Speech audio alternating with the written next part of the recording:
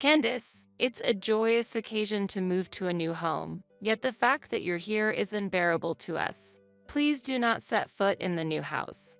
Without cooking skills or consideration and living while depending on your husband.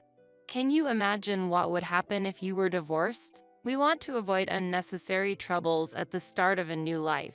Unaware of the fact that I was providing our living expenses, my mother-in-law mocked me as unnecessary in the new home. Having been treated like a housemaid by my husband and seen as a nuisance by my mother-in-law, I eventually chose divorce. As a result, they fell into the abyss of unhappiness. My name is Candace. I am 30 years old, and my profession is an illustrator. 2 years have passed since I became independent, and now I mainly work from home. I met Kevin, my husband, at the beginning of my independence, and he pursued me passionately, leading to our marriage. I was not interested in marriage and had little experience in love, so my decision to marry surprised everyone around me.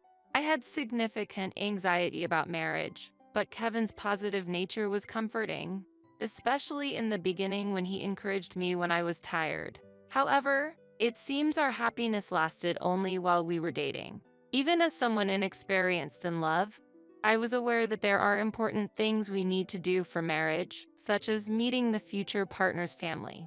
However, Kevin's response to it was, "Marriage is a matter between the two of us, and family isn't that important, right?" He didn't seem very enthusiastic and rather appeared to avoid getting our families involved. I should have sought advice from someone at that time. However, since I was inexperienced in love, I thought it was normal and decided on marriage lightly. After that, Kevin, who was once kind, changed completely. Once we started living together, he attempted to dominate the household, didn't touch any household chores, complained constantly, and his financial management was sloppy. During our dating days, I was attracted to his passion for work, but after marriage, that passion faded and he became lazier. Furthermore, I was told he worked at a famous company, but in reality, it was a subsidiary and his income was less than half of mine. Our marriage life showed ominous signs from the beginning and began to shake within a month. Another realization was the abnormal love my mother-in-law had for Kevin, as if he was her entire life. She is living alone, and her life seems to revolve around Kevin. She has pampered Kevin, her only son, since birth, and so he became incapable of doing anything without his mother. However, his mother prefers this situation, continuing to spoil Kevin, even at 30 now. When I first visited his family home after marriage, I was completely ignored, and his mother showered Kevin alone with affection. Seeing her wiping his face while saying, "Kevin, you have some sweets on your face," made me shudder. Kevin accepted his mother's overprotection as if it were natural, and I was just dumbfounded. Eventually, my presence was completely ignored. I wasn't even offered a cup of coffee. Disgusted by this coldness, I told Kevin I didn't want to visit again. Yet, he kept trying to take me to his parents' house. The situation continued unchanged. 2 years have passed since the marriage, and there hasn't been a day I don't regret it. Leaving all household chores to me, he spends his days on games or spends money carelessly. My dissatisfaction kept piling up. However, Kevin would say occasionally, "Cooking is hard, isn't it?"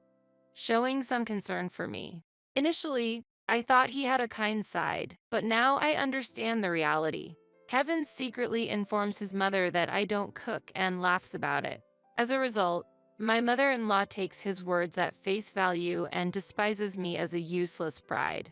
Moreover, not understanding that I work from home, she sees me as a lazy wife who stays at home all the time. Ever since she learned about my home-based work, she started visiting unannounced. One day, the uninvited mother-in-law appeared again. Because Kevin gave her a spare key, I can't avoid her. "Candace, why are you zoning out when you have a mother-in-law? And what about the mess in this room?" I feel sorry for Kevin. "Since you're at home, you should at least clean up," she criticized, and I wanted to retort that it was actually her son's fault the room got messy. "Mother, as I've told you many times, sudden visits disrupt my work."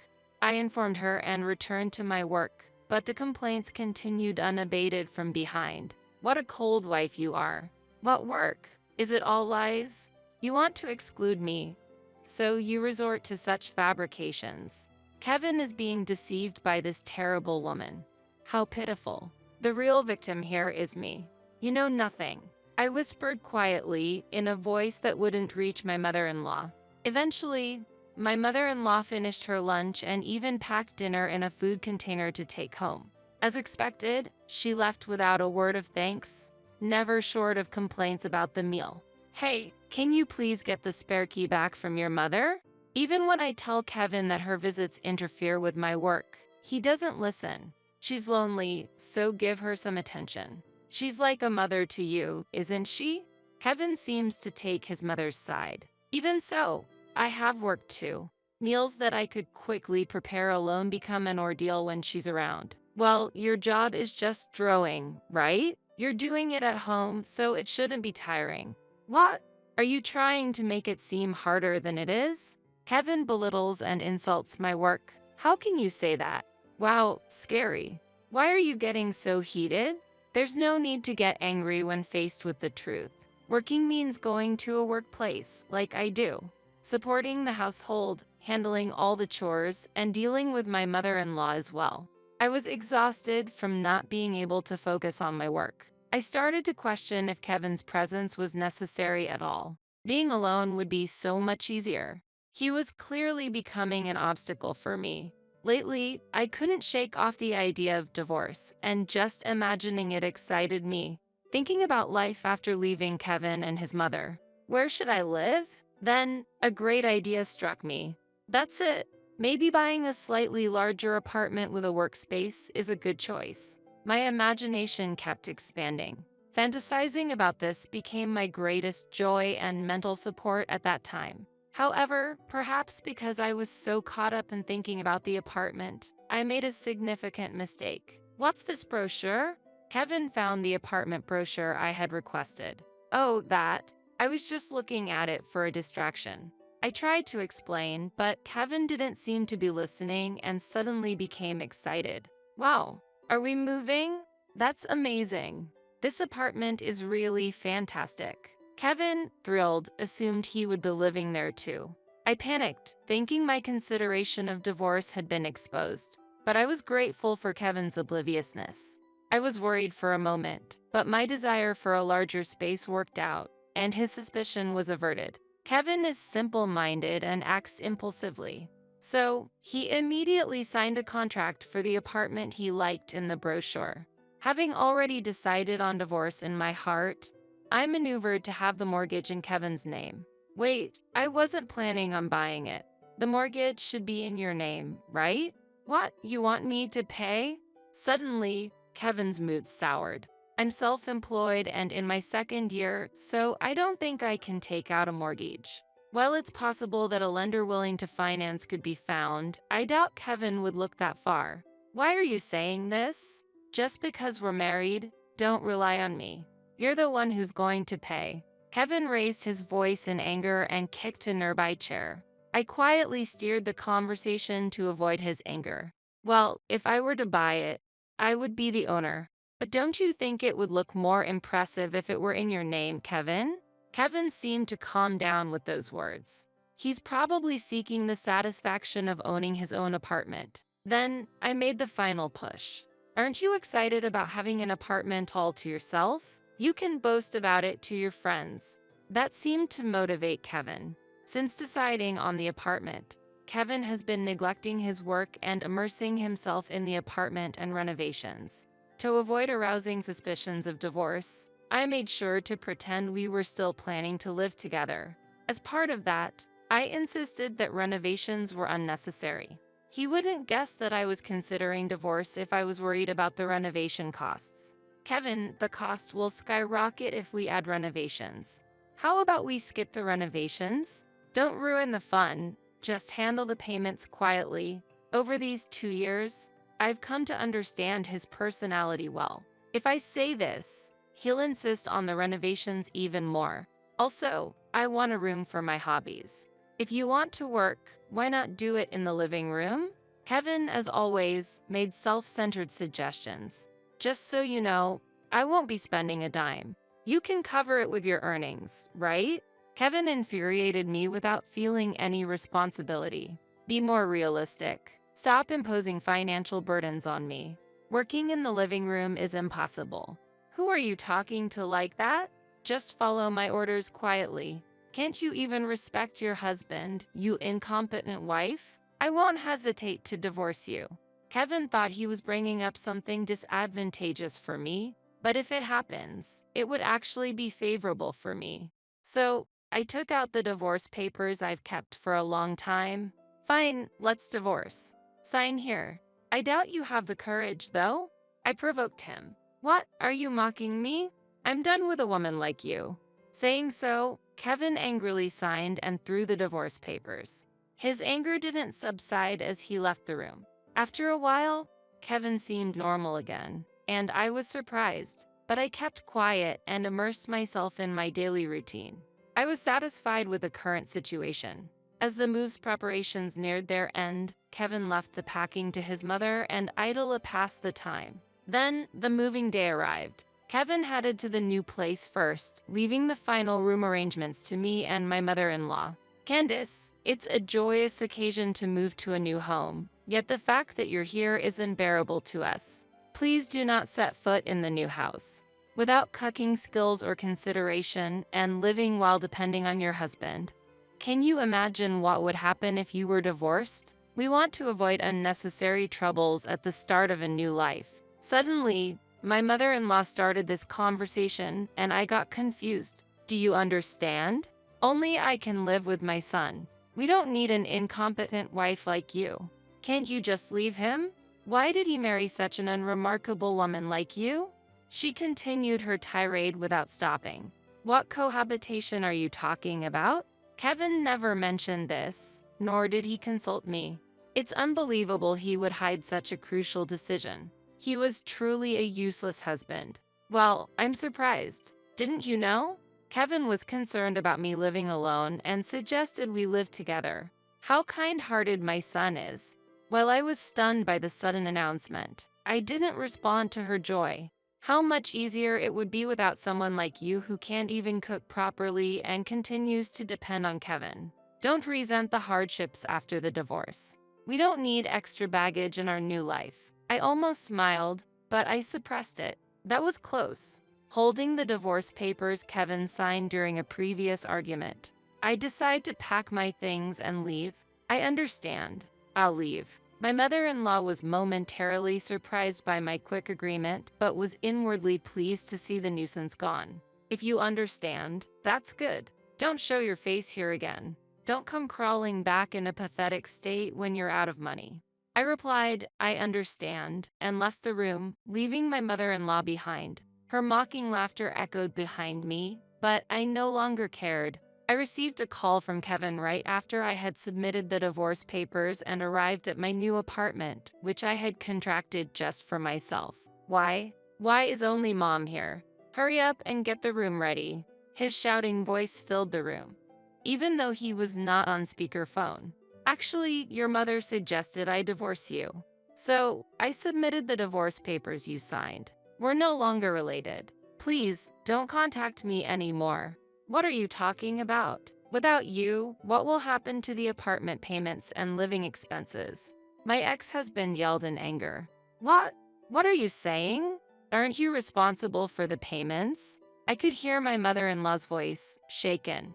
She must have been under the impression that her son earned a high income. Kevin, directing his anger at his mother, blamed her. Shut up. This is your fault. But the fundamental issue was Kevin himself. I'm sorry. I didn't want to get divorced. I'll have Mom leave here, so please, let's cancel the divorce. Kevin, cornered, was teary on the other end of the phone. For a long time, I've been nothing more to you than a wallet that does housework, right? It's clear that what you're most worried about now is the heavy mortgage repayment. I understand how difficult it will be for you to repay that mortgage on your own. No, that's not it. I truly love you from the bottom of my heart, he argued, but I didn't listen to his words.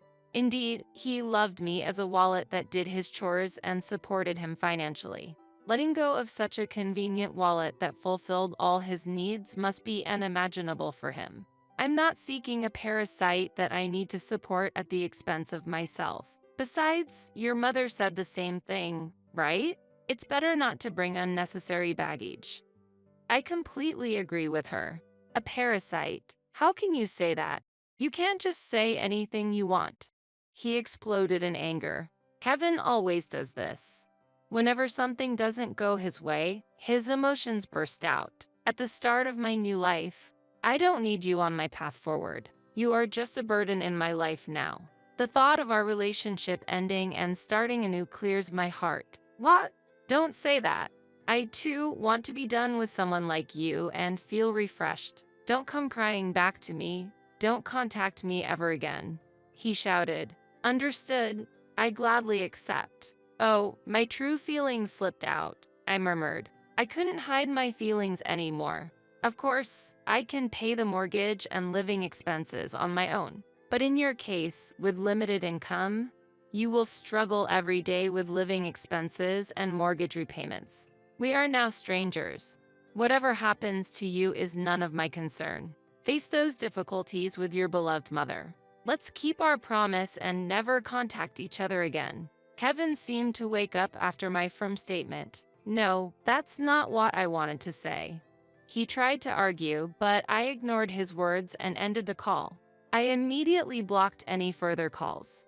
Even though Kevin was scolded by his mother after she found out the whole story, she continued to pamper him. Kevin still had no intention of becoming independent and deepened his dependence on his mother. However, there are areas where he cannot afford to be dependent. That is the repayment of the mortgage. They are working hard to somehow repay the massive mortgage, but the repayment is nowhere near sufficient due to the unauthorized renovations.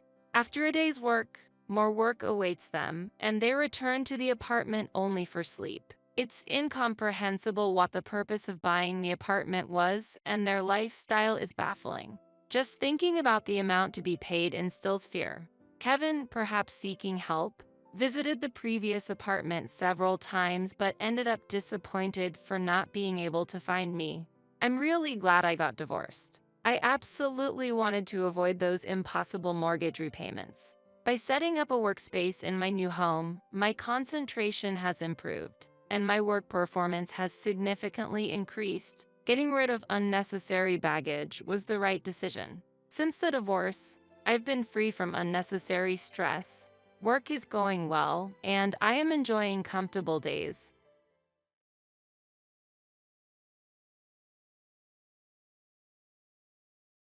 Get out because I'm moving in with my family. Jeff pointed at us and loudly declared while my in-laws were giving instructions to the movers. His face twisted maliciously, and I couldn't help but show my disgust. However, Stacy next to me reacted differently, asking Jeff with confusion, Dad, you didn't know? Hearing this, Jeff was visibly puzzled. Stacy seemed so flustered that not only Jeff but also his mother and father stopped what they were doing and looked over at us. But Nicole continued to give instructions to the movers, seemingly uninterested in the situation. Despite my dismay at the behavior of Jeff's family, I was determined to reveal a certain truth. My name is Dina Anderson, a 46-year-old remote worker. I have a husband and a daughter, leading a typical life. After several dates, Jeff proposed to me 3 years into our relationship. Having a frequently ill mother, I wanted to marry as soon as possible to give her peace of mind, so I accepted Jeff's proposal. Sometime after our marriage, I found out I was pregnant. Jeff was truly happy, eagerly looking forward to seeing our child. When our daughter Stacy was born, Jeff took an active role in parenting, and I lived happily. However, I had some worries. The biggest concern was about my mother. Her health improved upon seeing her grandchild, despite being almost bedridden before, and she visited us often. Initially, she visited frequently, but as Stacy entered middle school, my mother's health visibly declined. I quit my job to be available for my mother, choosing remote work. This decision allowed me to fully take care of my mother's hospital admissions and discharges by the time Stacy graduated middle school. My mother was very happy when we visited her. I hoped she would gradually recover and be able to go out as before. However, around this time, Jeff's behavior began to change. Initially, he was willing to help with my mother's care, but lately, he had become grumpy, complaining that I wasn't paying attention to him. Going to your mother's again? You don't care for me when I'm tired from work, but you always look after your sick mother. I wish I were sick too. He would say such incomprehensible things, and even when Stacy and I tried to appease him, he strongly rejected our efforts. Worried about both my mother and Jeff, Stacy took over caring for Jeff. Mom, leave Dad to me. You should go to Grandma's sooner, Stacy said with a smile, and I always relied on her. One day, while living this way, I received a call from my sister-in-law, Nicole. You've been neglecting my brother lately, she accused out of the blue, making me stare at my phone screen in surprise. I wondered if there was a mix-up, but Nicole's name was clearly displayed on my phone screen. Confused by the baseless accusation, I could only deny it. It's been a while, Nicole. What's going on all of a sudden? I haven't been neglecting Jeff. I was clueless as to why Nicole would say such a thing. Don't play dumb. I've heard it from my brother. Lately, you've been neglecting the house to care only for your own mother. Can you still proudly call yourself a wife? Indeed, I had been focusing more on my ill mother lately, but I never thought Jeff would tell Nicole about it. However, I wasn't neglecting our home.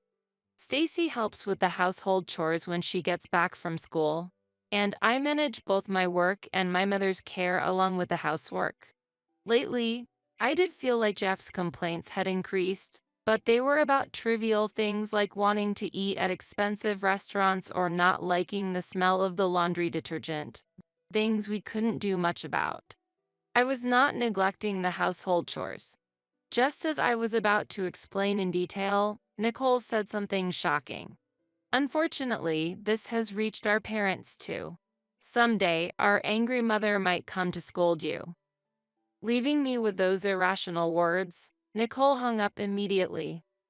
Surprised by the unexpected turn of events, I was speechless until Stacy spoke to me. Mom, I'm home. What happened? You look stunned. Regaining my composure, I told Stacy, who had just returned from school, about the conversation. Stacy, too, was shocked and incredulous, sighing in disbelief. Hey, Mom. There's something I've been thinking about for a while. Can I talk to you about it? Nervously, I nodded to Stacy's serious request. Listening to Stacy's concerns made me feel truly disheartened. During a period filled with Jeff's nonsensical complaints and Nicole's harassing calls, my in-laws finally took action.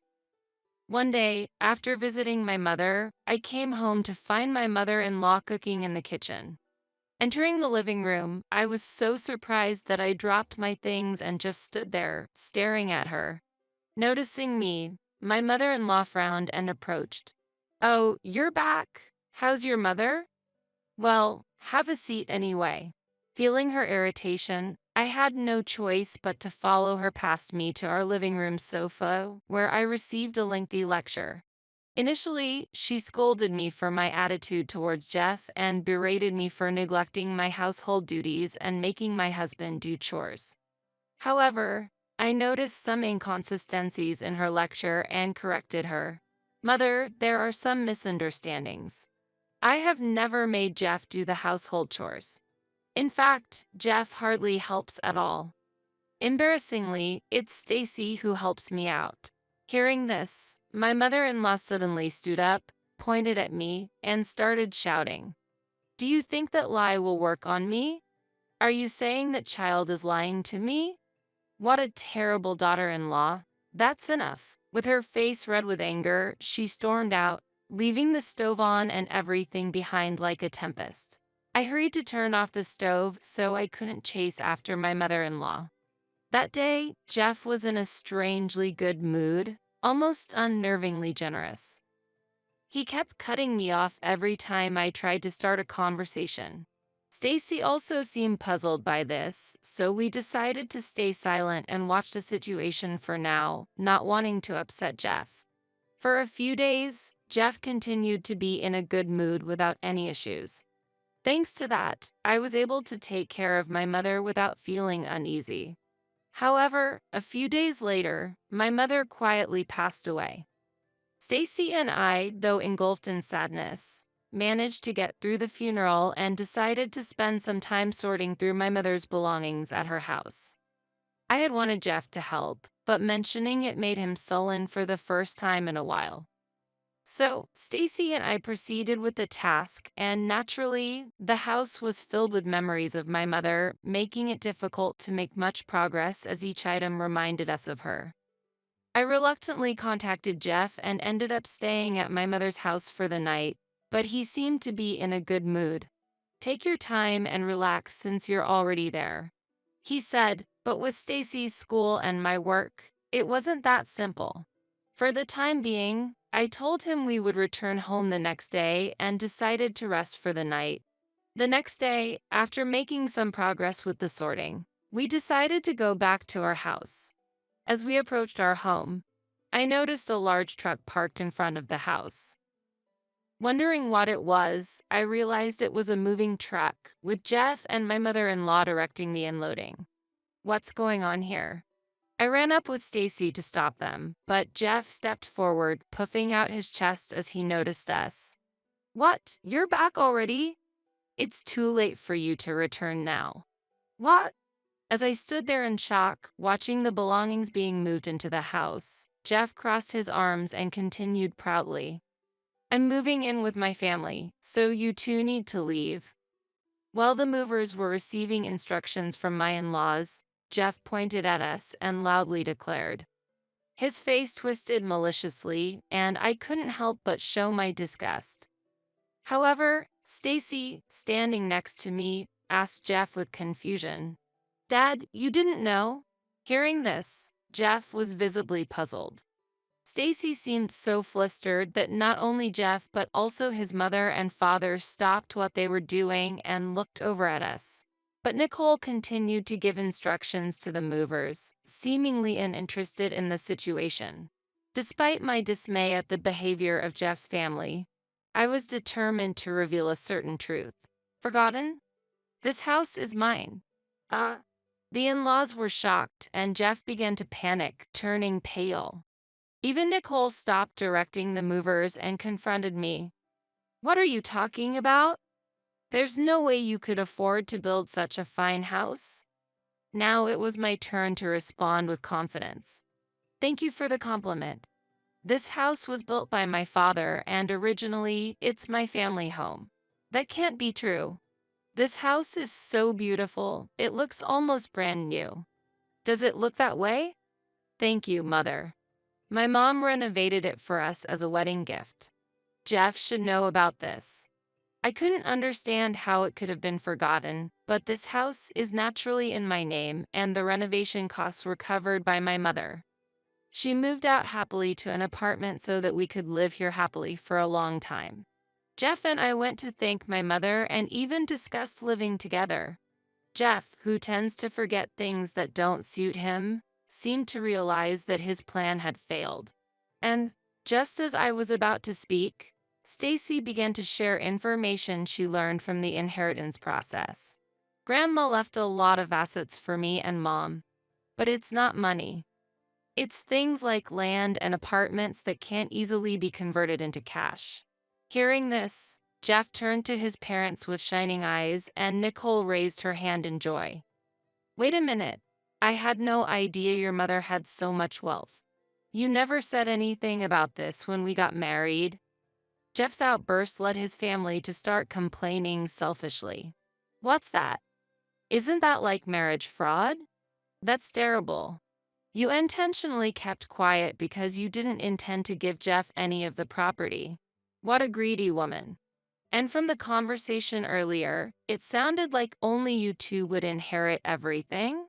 My father-in-law, who noticed the most crucial part, looked at us, and I nodded clearly while explaining the situation.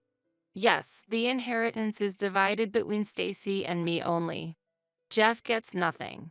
We found the will while sorting through the belongings yesterday. Hearing this, Jeff's family turned red with anger, especially his mother, who was the most furious. This can't be allowed. We'll get a divorce then. I'll make sure to get compensation from you. As his mother screamed in anger and frustration, I accepted her reaction without hesitation. Yes, I agreed to the divorce. The moment I agreed, his mother turned around and ran off, presumably to the city office, which is probably close by, to get a divorce form. I deliberately did not stop her angry departure and watched her leave. As I watched his mother head to the office, Jeff asked me grumpily, "Hey, what are you planning to do now?" "What do you mean? Are you talking about the divorce or where you will live?" "Both." Jeff almost snapped at me, but I looked up at the house indifferently. "This house is actually already on the market," I said, which surprised Jeff. "What?" Confused by my words, Jeff looked puzzled. He exchanged looks with his father and then looked back at me. He didn't seem to understand what I meant. Of course, it was to be expected. While we were spending another night at my mother's house, there was no way Jeff and his family could have imagined that I was selling this house. Facing the puzzled Jeff and his family, I once again spoke up with confidence.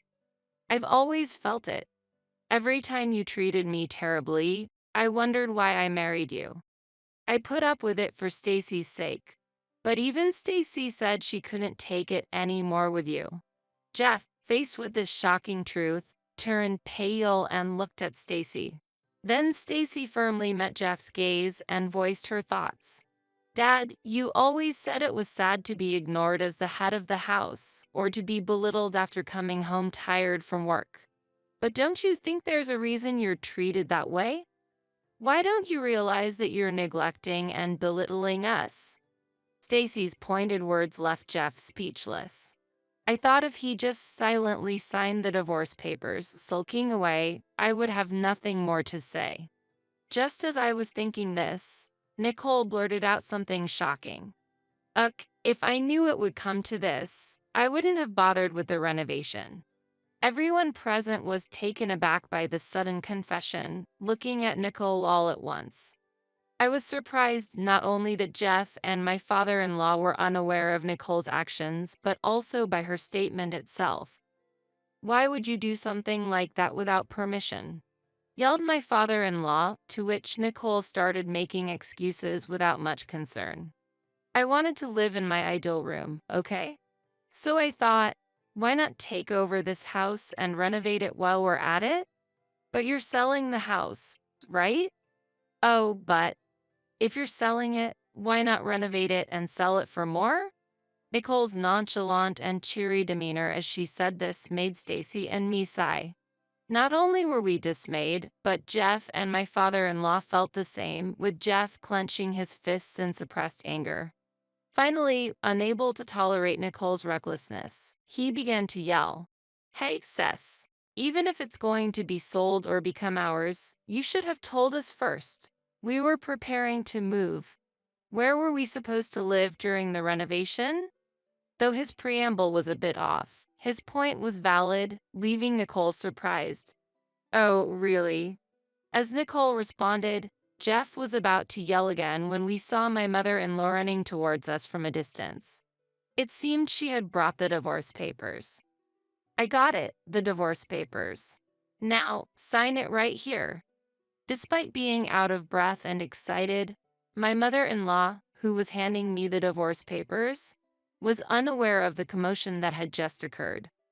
But that didn't matter to me. I took the divorce papers from her and handed them to Jeff. "You write it. After all the times you've belittled me, you agree to our divorce, right?" "No way." Jeff immediately refused, possibly because he knew about my mother's inheritance. However, I couldn't tolerate Jeff's behavior and his family's strange antics any longer. "So, I provoked him, aiming to get him to write the divorce papers.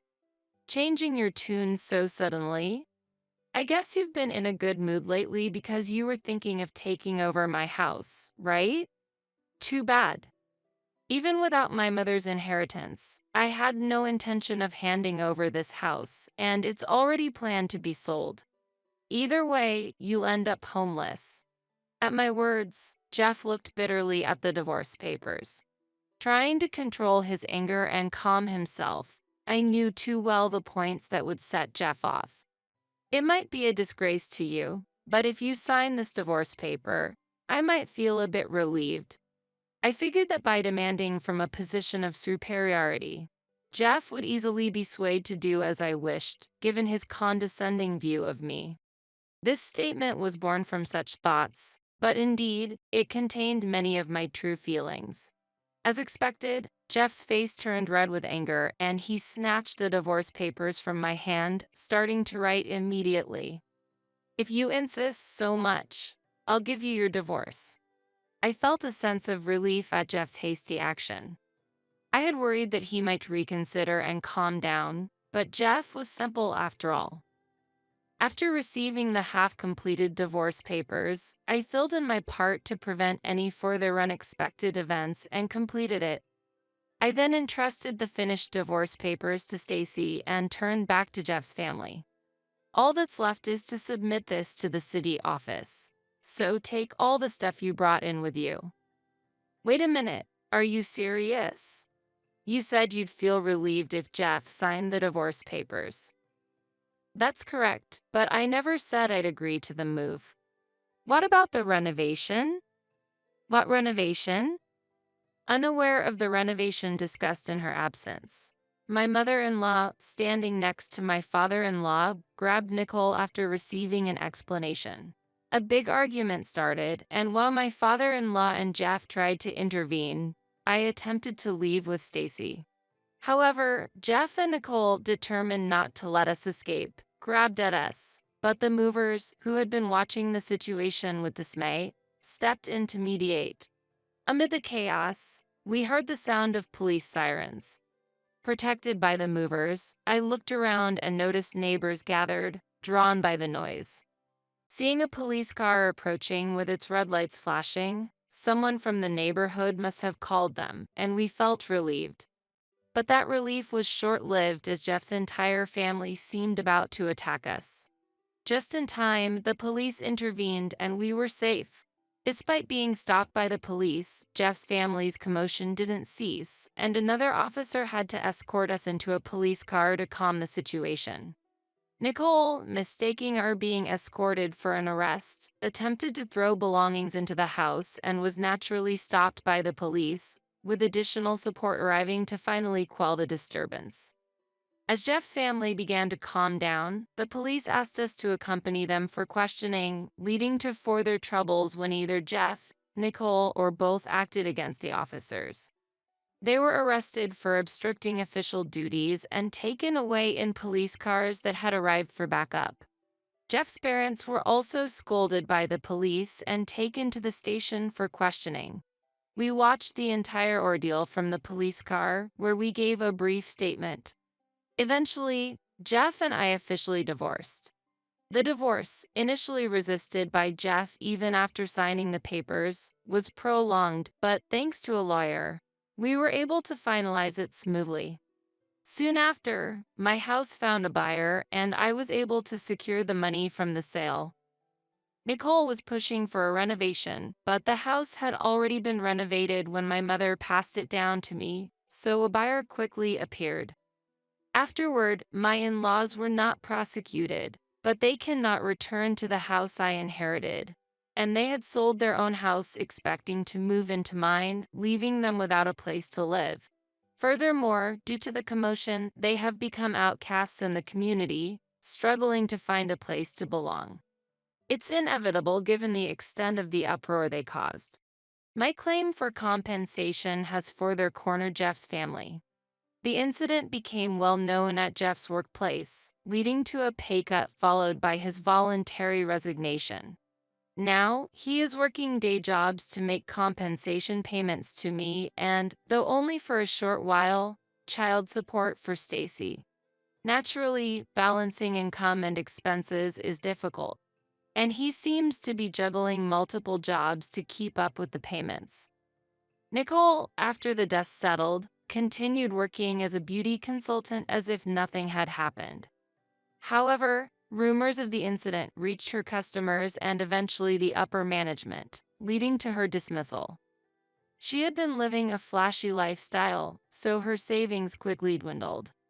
Like Jeff, she is now working multiple jobs to make ends meet, including the compensation payments to me. As for my in-laws, it seems there was some trouble after the incident, leading to their divorce, and now they are living separately. The mother-in-law, now ostracized by the neighbors, was fired from her part-time job. The father-in-law, who was planning to enjoy his retirement with his pension, has had to allocate most of it to the compensation payments to me and is now looking for work despite his age. They are each in a difficult situation, but this is their reparation to us, and I hope they take this time to reflect. On the other hand, Stacy and I have moved to a new house, so even if Jeff's family tries to approach Stacy's school, it's no issue since she has already transferred. Continuing my work from home and thinking about spending peaceful days ahead with Stacy naturally brings a smile to my face. Feeling liberated from our past troubles, I plan to live happily with Stacy, just the two of us,